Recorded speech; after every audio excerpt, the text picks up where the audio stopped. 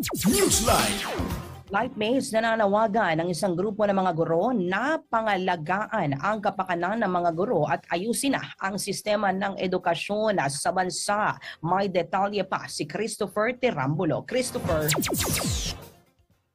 Inamon ng grupong Teachers Dignity Coalition ang Department of Education na pangalagaan ang mga karapatan ng mga guro. Ayon kay TDC National Chairperson Benjo Bahas, bagamat hindi katanggap-tanggap ang kahit anong uri ng pang-aabuso ng mga guro sa mga estudyante, dapat tiyakin ng Education Department ang karapatan at patas sa proteksyon ng batas sa mga guro. Nilinaw ng grupo na hindi pa rin lusot ang suspect sa kasong kriminal at administratibo sa ilalim ng DepEd Child Protection Policy. Ayon kay Education Spokesperson Undersecretary Attorney Michael Poa, sinisigurado nila sa lahat ng kanilang mga tauhan na mabibigyan sila ng pagkakataon na magpaliwanag at mayroong due process.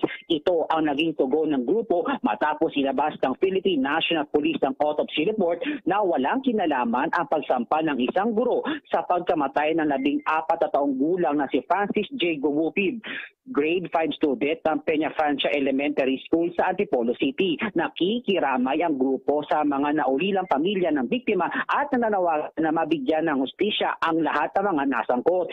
Itinutulak din ng grupo na ipako sa 25 estudyante kada silid-aralan magkaroon ng vacation leave at sick leave ang mga guro, kasama na ang pagkakaroon ng Special Education o SPED para sa mga estudyante may special na pangangailangan. Christopher Tirambulo, Newsline. Maraming salamat sa ulat na yan, Christopher Tirambulo.